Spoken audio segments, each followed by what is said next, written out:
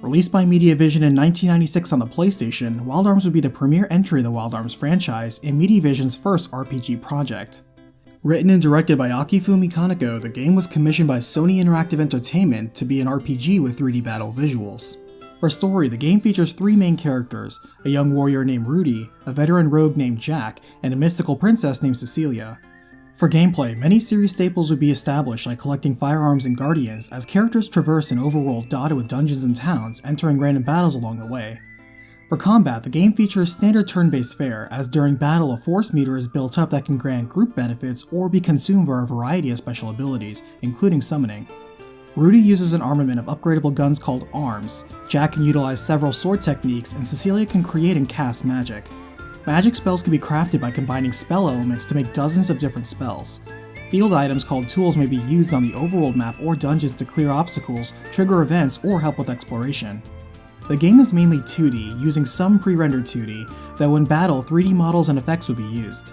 The game would receive an enhanced port called Wild Arms Alter Code F, featuring an enhanced script, improved translations, music, and visuals, and additional gameplay content.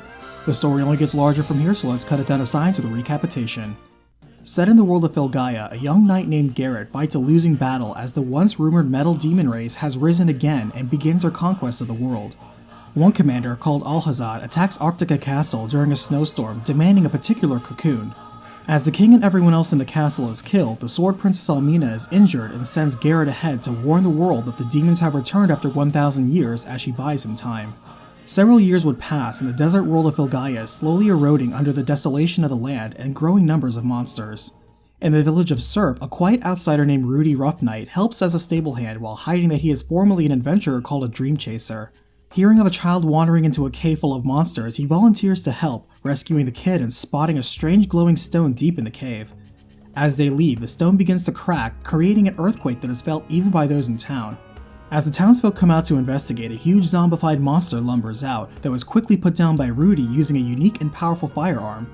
However, the town is horrified to learn the great doom Rudy has brought to them by revealing he possesses the ability to use a forbidden weapon called an arm, and without explaining more, the terrified village votes to ask him to leave peacefully. As this is not the first time Rudy has been rejected by a community, he accepts their judgment and leaves to wander the wasteland again, approaching Adelhide. At the same time, a self-assured rogue and swordsman named Jack Van Berace, alongside his partner, a wind mouse named Hanpan, navigate past a treacherous temple in search of its hidden secret in hopes of acquiring a great power. Deep within, they discover a device left behind by the Elu, an ancient and advanced race that used technology laced with magic and lived in harmony with nature. Jack receives a mental message from the machine's hologram telling him not to seek out the sleeping Lilithia, whose ice breath destroys all, and even the Elu had left her behind in the Land of Light. Knowing the name of the town of Adelhide means light, he moves to investigate, intrigued by this potential power. Elsewhere, we see a dark shadow trying to communicate to Princess Cecilia on her 17th birthday as she prepares to leave for her home of Adelhide. In the abbey she has practiced magic, it's mentioned that 1,000 years ago a race of metal demons ravaged Filgaia as guardians, Elus, and humans banded together to defeat them at a steep cost. As the guardians lost their strength, the land could also no longer maintain its life force, and the Elu would later disappear. Many advanced machines still remain scattered across Filgaia, and most of them are weapons referred to by scientists as ancient relic machines, or arms for short.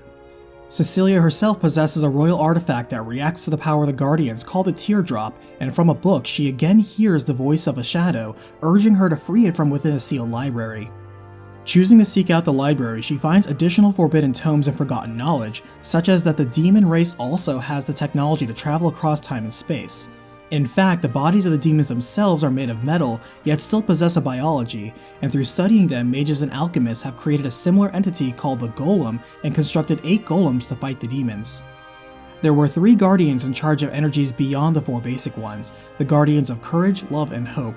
Though guardians, Elus, and humans fought to protect Filgaia, one of the guardians, the shadow of a black wolf named the Guardian of Desire, sided with the demons.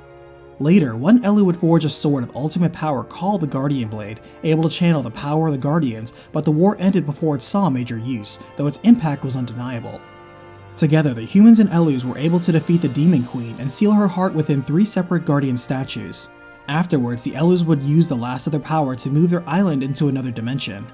The life of Filgaia would be sustained by linking the weakened Guardians together into a pipeline called the rayline. In addition, there is a second moon in the sky that some believe to be the castle of the demons made of magic silver. Finding the forbidden book, she opens it, revealing the shadow she spoke with before as it introduces itself as Stoldark, the guardian of water, and warns a new battle for Filgaia is about to begin. It gives her a lead in the name Lolithia and lends its powers to her, as Cecilia now leaves for home as the chosen for the Guardians. She makes her way to Adelhide, where she hears there has been an accident and an excavation of Lolithia's tomb because of an earthquake, and some monsters have been unleashed. She approaches Rudy, who is rumored to be the cause of the earthquake, and as he agrees to help her rid the monsters there, Jack overhears the conversation and wishes to seize the opportunity to check out the ruin too. As the group bands together, they defeat the giant monster lurking within and find the rumored golem buried within the ruins. Jack wonders if this is the power he's been searching for, and is disappointed at his lack of means of using it. For now, they turn back to report their discovery, and the golem is raised by an excited Professor Emma. A festival is about to begin, and Cecilia now leaves for personal business, and the two dream chasers eye another ruin Jack has a lead on.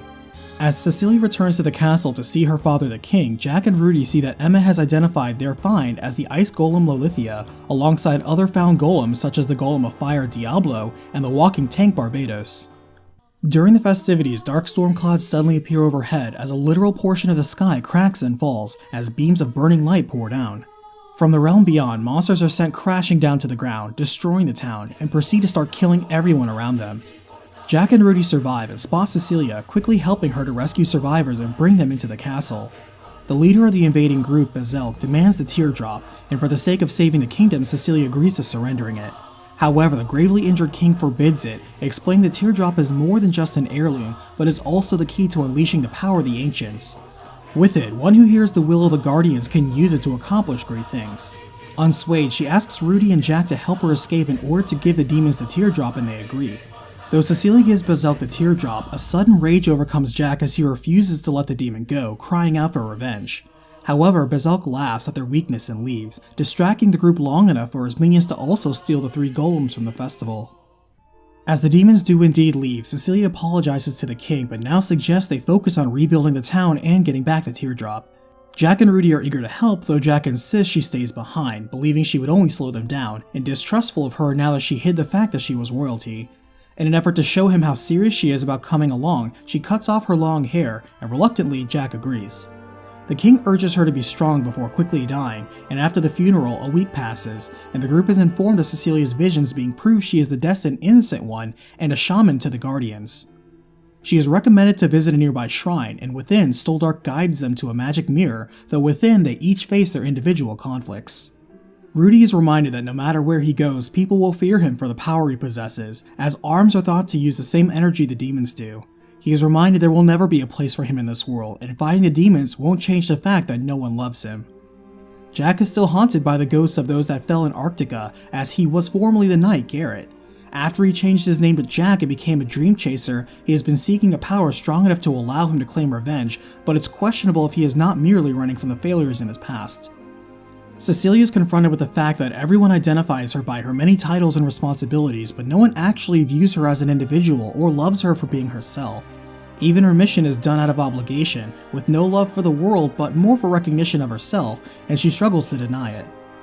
When they are returned together, Cecilia hears the voices of disapproval from the Guardians after peering into their hearts, and the Guardians of Earth, Wind, and Fire all come out to comment that while the group is not the heroes they want, they are the heroes they have, and are still the Guardians' best hope of getting the teardrop back.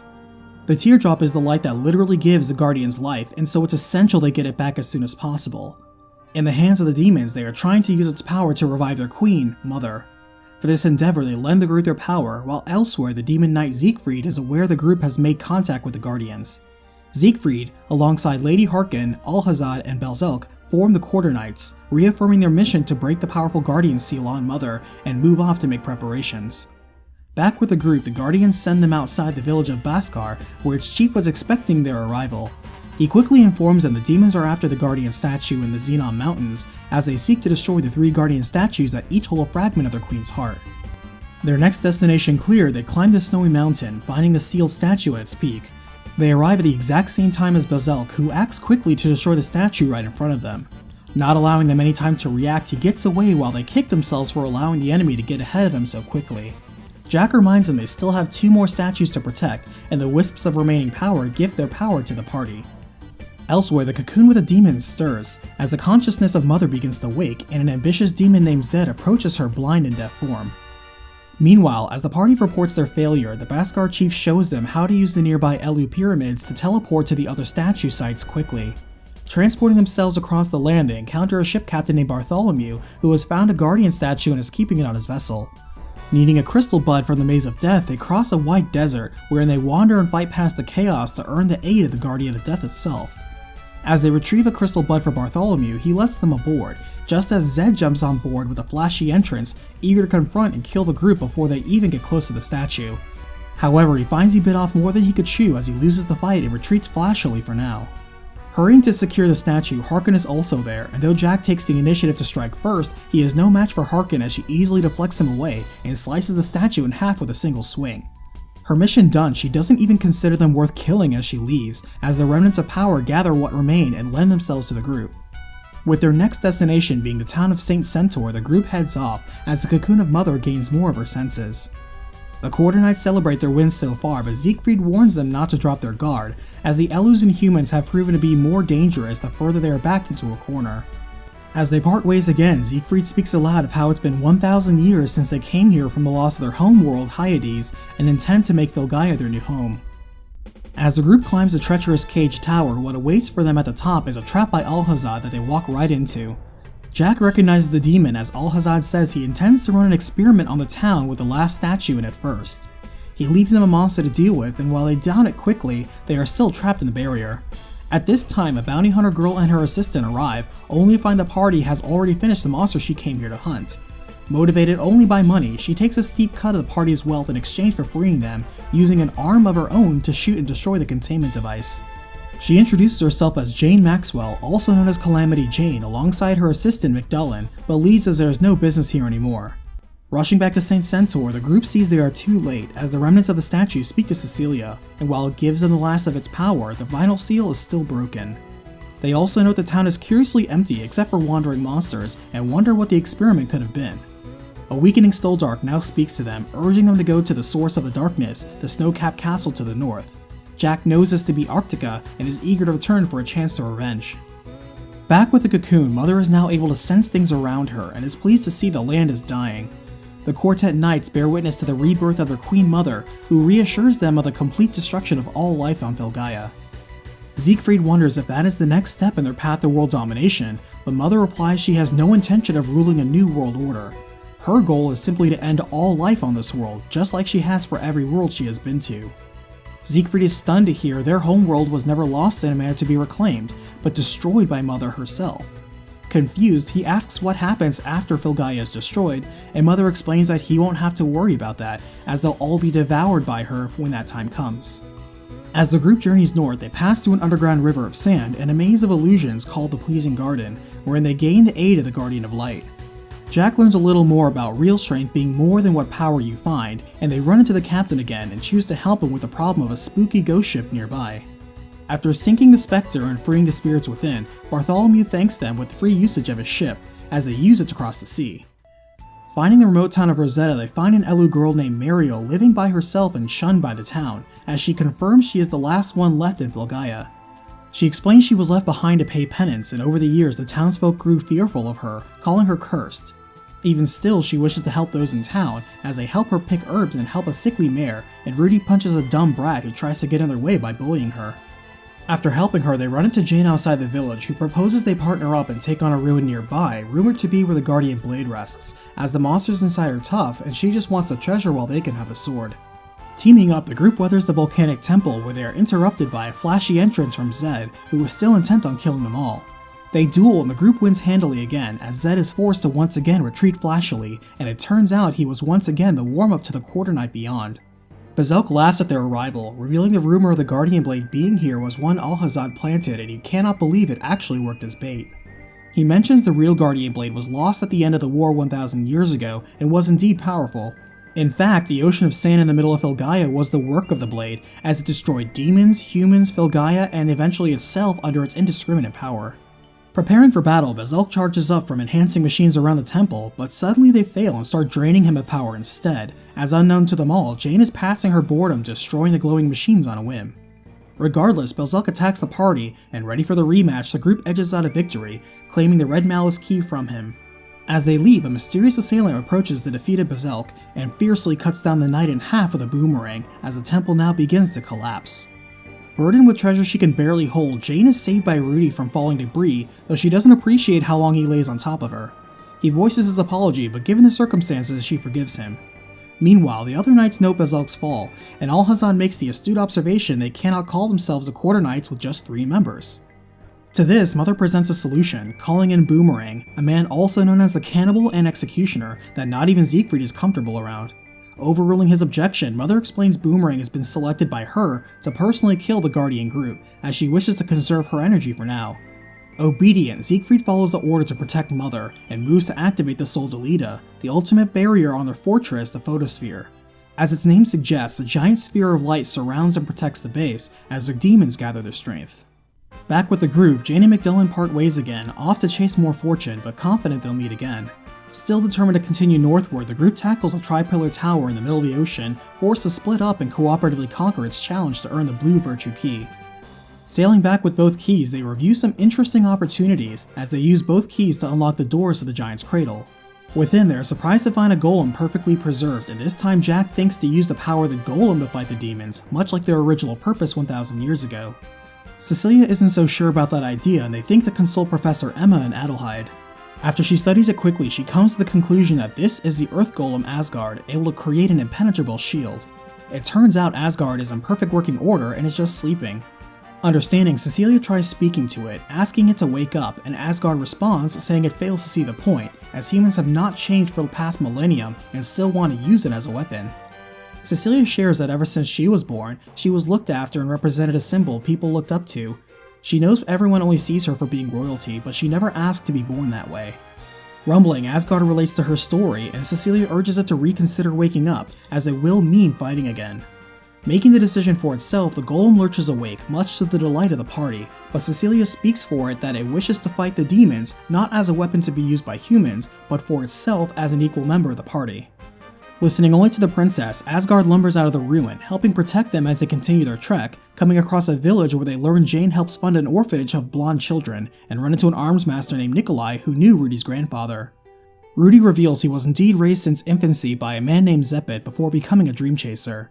Zeppet taught Rudy the dream chaser life, ran a lab with 6 other researchers including Nikolai, and taught Rudy to live to protect others, but when old age would finally catch up to him, Rudy chose to live a life of loneliness. Nikolai also reveals he is Jane's father, and while she can also synchronize with an arm, she cannot do it as well as Rudy, who's learned from Zeppet, who led in the study of ancient technology. At this time, Jane actually comes in surprised to see the group, and Nikolai chooses to tell the group about an incomplete tower in which Zeppet himself and others researched a flying machine. Within the tower, Cecilia notices the shadow of the Guardian of Desire seeming to lead them somewhere, and they rifle through some very important research books left behind by the science team. They learn that Arctica was once a heavily industrialized society in the middle of the ice and snow, and that Rudy is highly proficient at roller skating. When they arrive at the top of the tower, Boomerang greets them, accompanied by the Shadow Wolf they spotted before, the Guardian of Desire, Lucid. Both of them waste no time in attacking the party, but soon pull back, revealing he was just testing the party for now, and they will meet again.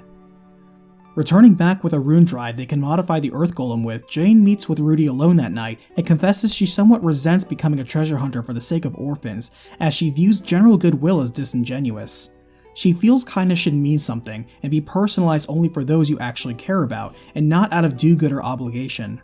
She appreciates him saving her life earlier, but wants him to promise he is saving Filgaia because he loves Filgaia, not due to any false nobility. Rudy reflects on her words, but their conversation is interrupted by Alhazad, who politely asks for the rune drive they just recovered. He gives them a few hours to comply before they slaughter everyone here, and thinking to prepare, Nikolai and Jane evacuate the town to a shrine where he hid another rune drive. Not intending to surrender, the group waits, but after the deadline passes quietly, Jack suspects this was a trap to learn the rune drive location to begin with. Rushing to the shrine, their fears are confirmed as the shrine is suddenly overrun by monsters. Hearing some of the villagers turned into monsters, they are reminded of Saint Centaur, and Alhazad comes out to confirm their suspicion. He reveals his experiment was special demon seeds planted on unsuspecting villagers that would pass beyond the shrine's barrier and turn them into monsters inside. Thanks to experimentation from Saint Centaur, he's discovered a convenient way of turning living flesh into living metal. Cutting down the infected, they hurry to face down Alhazad, who, after a short fight, finds the group potentially useful for something, choosing to fall back for now and invites them to the photosphere. Taking the victory for now, they return to the village, where Nikolai completes upgrading the Earth Golem with an anti-phasing shield that will disintegrate anything it touches. He notes this makes it something of an ultimate weapon offensively as well as defensively, and warns them like with all power, there is a real chance for meaningless destruction. He reminds them Zepet always stressed power should be used to protect what's precious, and there is a difference between the power to acquire and the power to protect. With that, he tells them Asgard should be able to break the shield to the photosphere, and approaching it, the group is indeed able to get past the barrier and enter the base. A shady robed figure in blue offers to lead them to the teardrop and informs them the photosphere is being prepped for travel. Despite finding the figure awfully suspicious, they follow its lead anyway. It mentions it actually wants the group's help in destroying Mother before she destroys all of Filgaia. It does indeed lead them to the teardrop, where Cecilia finally reclaims her lost heirloom, as the cloaked figure mentions both the photosphere and Mother derive their power from the teardrop. It won't guide them any further, but urges them to seize the opportunity to strike down Mother now before she destroys his planet like she did its world. Moving onward, they are surprised to encounter Lolithia again, but are more surprised that it rises up to attack them. Defending themselves, they rise up to the challenge of defeating the ancient machine, and lament the captured golems now serve the demons. Jack scoffs, unsurprised that like any weapon, they only act according to what their user wants, thinking the golem was merely reprogrammed. Moving on, they feel the photosphere begin to move, and soon after come face to face with the queen of the demon race, Mother. She reveals she has brought the end to countless star systems, and this will be no different. She invites them as fresh sacrifices, but the combined efforts of Rudy, Jack, and Cecilia overwhelm and destroy the destroyer. Amused by all destruction, including her own, Mother laughs as the photosphere also begins crashing down into the sea below. As they witness the end of Mother, Jane now comes in alongside the captain and McDullen as they hurry back to the ship. Jane reveals it was her idea to have the captain follow the photosphere with his ship, and McDullen notes it was also her intent to follow Rudy. Victorious over the leader of the demon race, Cecilia cheers the success of their mission, though Jack notes he still has unfinished business. Agreeing that it isn't over yet, Alhazad, followed by Harken, Boomerang, and the robed figure all appear on the ship. The robed figure reveals itself to have been Siegfried the entire time, and declares their intent to continue their crusade to conquer Filgaia before leaving alongside the Quarter Knights. A few days pass and the group reconvenes at Adelhide, where Professor Emma reviews the declared goal of the demons to destroy all humans and end the power of the Guardians. She lays out a plan to gather information on the demons first, while she will study Zepet's journal on the Metal Bird project. Choosing to check in on the other Guardians, they use the teardrop to contact the Guardian of the Ocean, seeing it's okay and asking how the demons could possibly destroy them. The Guardian reveals the rayline is what supports all life on the planet, and is the combined energy of the Guardians distributed through a device the Elus left behind. Harken then appears, adding that by severing the rayline, they can end all life on the planet for sure. She admits she came to take out the Guardian, but has no issue fighting the party, clashing blades with Jack in particular, though his dueling manages to stagger her enough to force her away. Seeing the demons' plans confirmed, they gain the aid of the Ocean Guardian, and Jack notes Harken's sword techniques are suspiciously similar to his own somehow. Afterwards, they collect the aid of the Guardians of the Sky, Ice, and Stars, and discover the lost temple of the Guardian Lords. Within, they are met by Boomerang and Lucid again, and though they defeat them once more, all that remains of the Guardian statues are their fossilized essences of courage, love, and hope. The Guardian Lords blame the lack of these same values as the reason Filgaia fell, but still lend some power to the group. As the group moves to infiltrate the demon lab, within, Harken is slightly off-put that Jack has a sword style that mirrors her own. She drops to one knee as she feels something clouding her mind from the truth, and Alhazad comes in to reassure her and check in on the darkness tier. Meanwhile, the group learns that the demons have had mixed success with reprogramming the golems, and through study of the teardrop have developed an anti-Guardian weapon. Exploring the lab further, they find the darkness tier, and Harken comes out, explaining it contains the darkness of souls within it. Jack steps up to duel her again, and while they fight, a strange memory flashes before Harken, confusing her, and she suddenly reverts to a human form that Jack recognizes. Quickly, both her and the darkness tier are taken away by Alhazad, who says if they want them, they'll have to go through him first. Kicking himself for not realizing the truth about Harken sooner, Jack reflects on his words and actions so far, promising to speak more on it later. As they leave, they notice the sky is unusually dark, as they look up to see an army of demons is coming down, just like when Adelhide fell. Siegfried's voice now echoes out that this is merely the power over space and time called the Demon Gate, as the gate generator picks up all three of them and the group finds himself trapped within a subspace. While fighting inside the unstable dimension, Siegfried transports them away, warning them they could have caused an explosion from the energy released in battle within an unstable dimension. Deeper in the facility, Zed is also there, flashily showing off the numerous traps along the way. Zed even sticks the flame golem Diablo on the group, though the ancient weapon is hardly an obstacle. Beyond, Siegfried stands before them, determined to fight the group and claim a new homeworld for the demons, but is shocked to see the level of their combined power. He suspects the power of the Guardians is really the reason behind their strength, but not taking any chances, he orders Zed to overload the generators in the room to create a black hole, confident it will kill everyone here except for him. Rudy tries to stop it, but Siegfried snares his arm with a magic silver chain. Unable to break free, Rudy cuts off his own arm in desperation, and the force sends Siegfried tumbling first into the black hole that indeed swallows everyone anyway. Cecilia uses the power of the teardrop to keep the three of them alive as they are flung through the dimensional space, and waking up she finds they all survived and ended up near Adelhide. As she hurries to heal Rudy in his lost arm, she is shocked to learn Rudy is in fact a machine like the demons.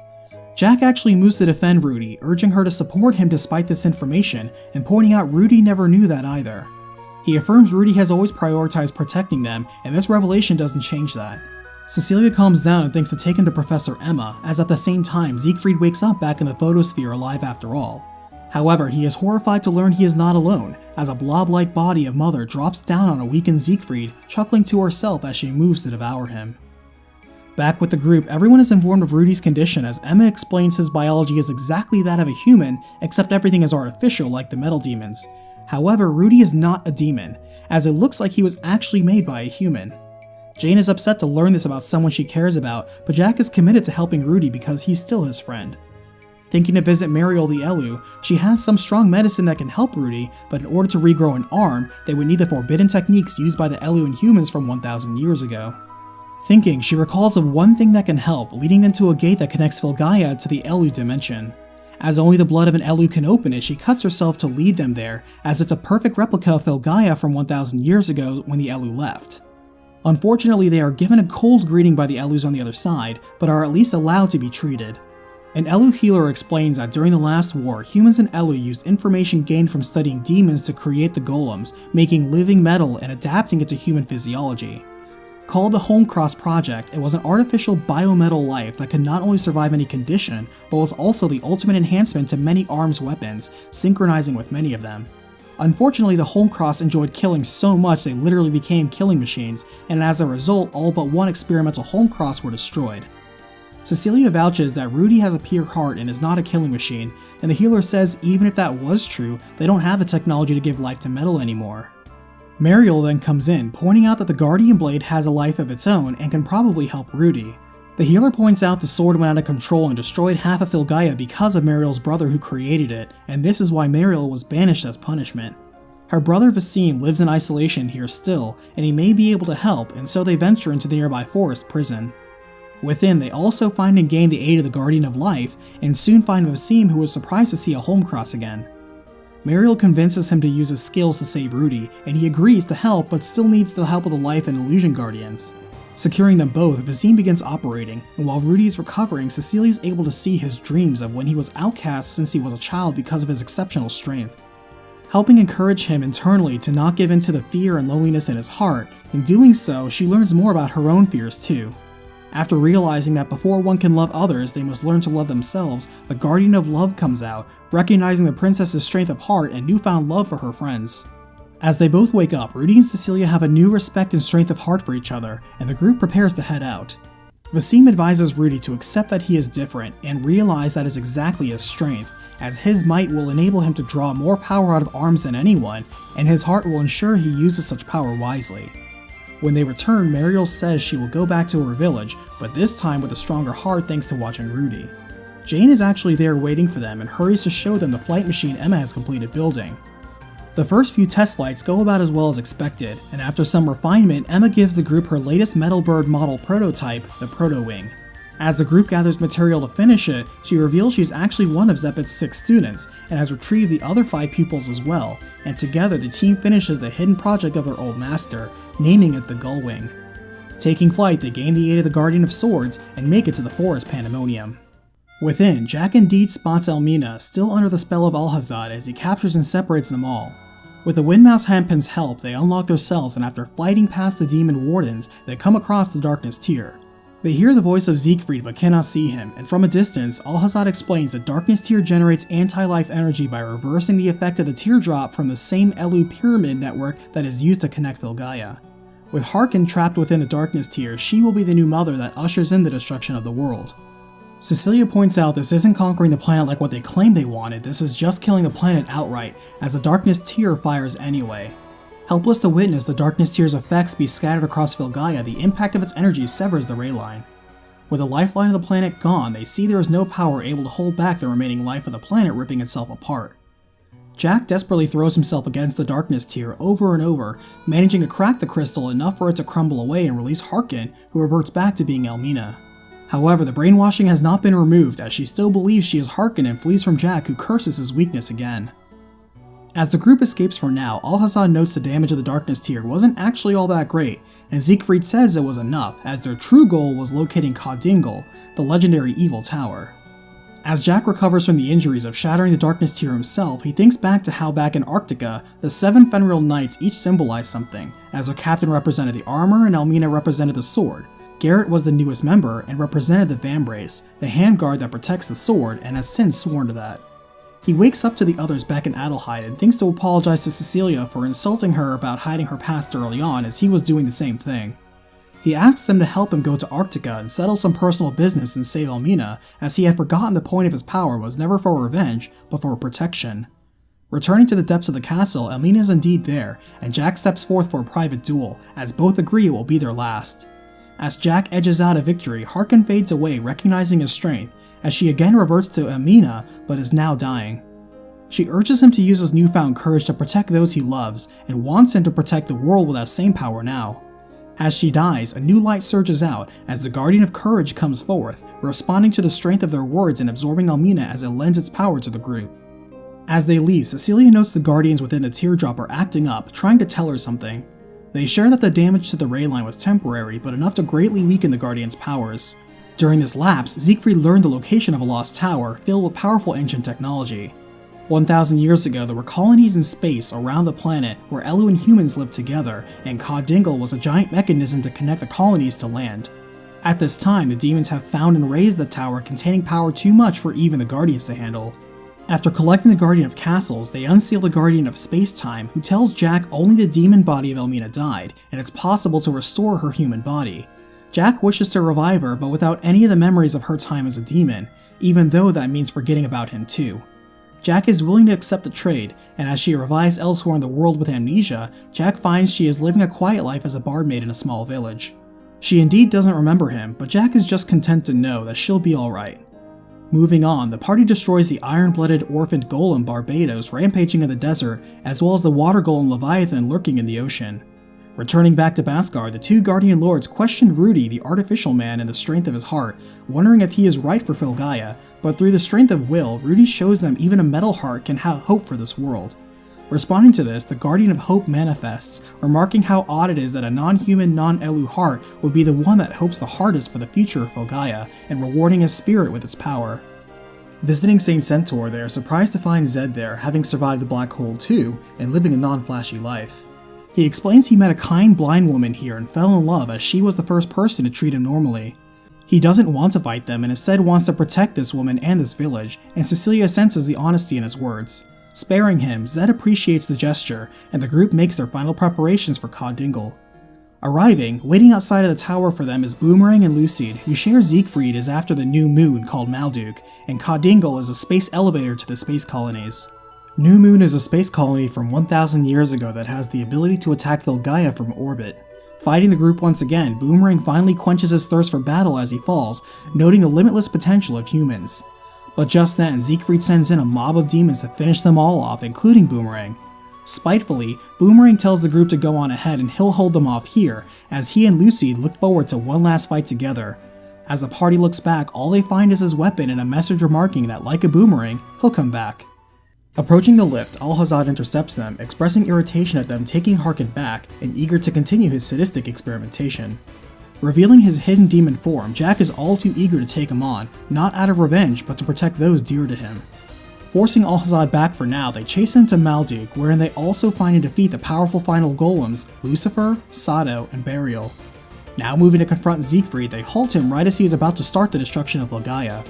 They battle, and while panicking that he cannot maintain control of his body anymore, Siegfried still shows the group the darkness that engulfs Filgaia. Laughing, its true form is revealed to be Mother, back and stronger than before, calling herself Motherfried. As Jack notes things are getting out of hand, they clash with the final ruler of the demons, destroying her but seeing the darkness is not lifted with it.